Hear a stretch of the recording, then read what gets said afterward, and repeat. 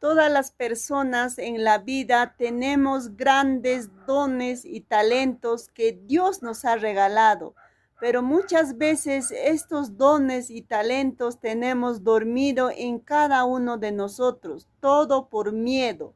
La persona no ejerce el don, el talento que Dios le ha regalado simplemente por miedo a los demás, pero este miedo es un miedo que nos paraliza. El miedo nos paraliza, nos detiene a lograr el propósito que tiene Dios para cada uno con nosotros.